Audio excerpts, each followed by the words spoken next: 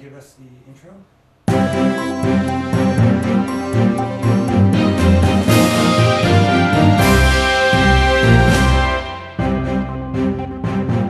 Coulter Beeson, Anchorman.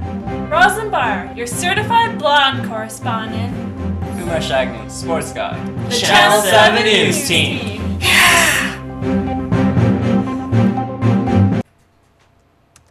Hi, this is Umesh Agnew, filling in for Coulter Beeson, who's out with a sprained tonsil.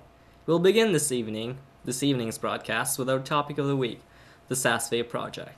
We have views, facts, and opinions from residents who attended the meeting on Tuesday, August 11th. Following that, we'll be profiling some amazing local artists. Seth and Shara, who are the organizers of the Robson Valley Music Festival, will be joining us. They have taken the time to come to the show even though the music festival is only a week away. Raghu Lokanathan will also join us and play some music. Station manager Andrew McCracken is going to be presenting his editorial on the SAS Fade project. We'll conclude this broadcast with Zach's birthday attack.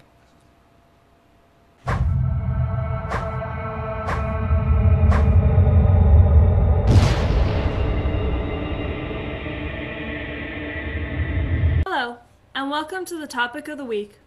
Today we are following up on the SAS Fade development. At an open house on August 11th, there were many opinions expressed, some in favor and some against.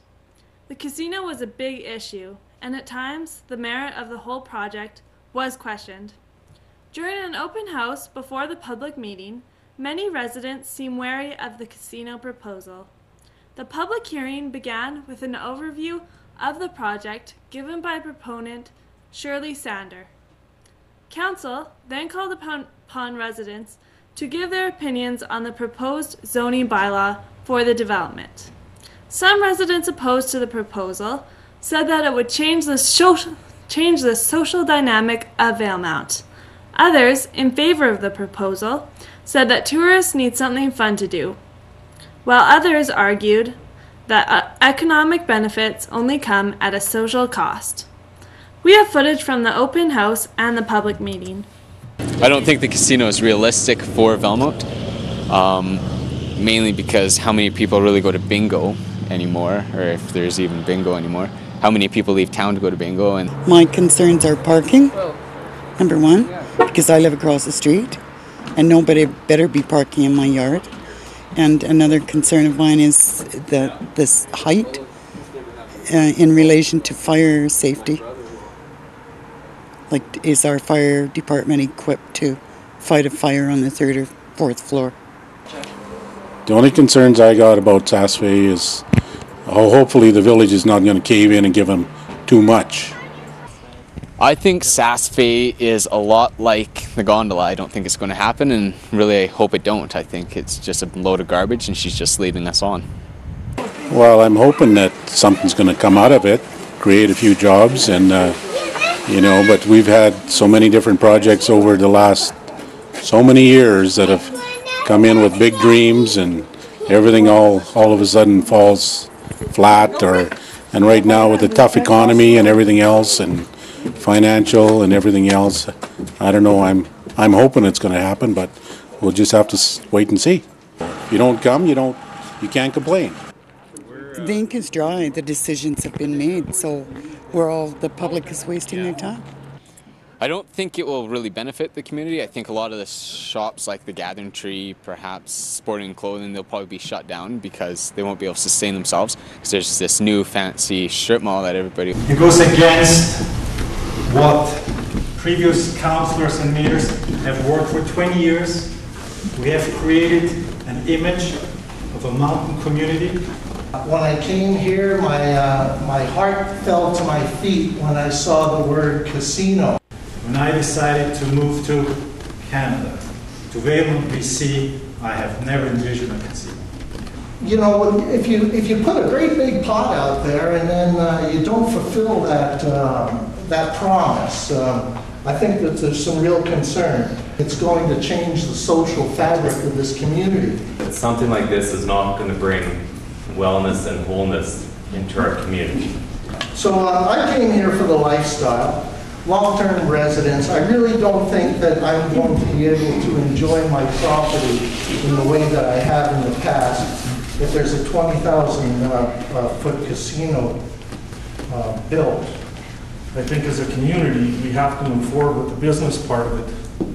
And SAS Fade they're actually bringing that to us. Being a former school teacher, I would like to see some more family type or couple places or things to do to bring young children. The casino will not be a lifeblood of Valemount. Valemount's strong, it's got a lot of sense of community. This isn't going to change it. There are people, you know, it was said there are busloads of people that come in and they're not spending any money. Well, of course they're not. They've got nothing to spend it on. You have to take some negatives and hope to gain some positives. I think it'll bring a lot more positive to the valley than negative. And I think we have to look at that and consider that before we say, absolutely not. The casino would just be another activity offered in Valemount with our thousands of other activities. It's not going to override our mountains, our valleys, our rivers, what we have here. We want to bring tourists into town, but they've got nothing to do. But on the other hand, we want to bring in business, but they can't survive because we haven't brought the tourists in to spend the money. I went once a few years ago and I would rather watch paint dry. But there are some people who enjoy it as a pastime. And I would not stand in their way either. We have an identity crisis in Valemount. Where the hell is Valemount? Are we trapped in a sort of paper bag of regulation here? Shirley wants to bring this project to town. Regulation says that the first floor needs to be commercial. Does it need to be commercial? So I think it's really important when building a community to service the community first and the tourists second. The casinos in Mesquite have contributed a lot to the city. A lot of the things that go on there, the money is funded from the casino's revenues. So it's not all negative. I know I'm young, I know I'm new to town, but I would really hate to see it turn into Jasper.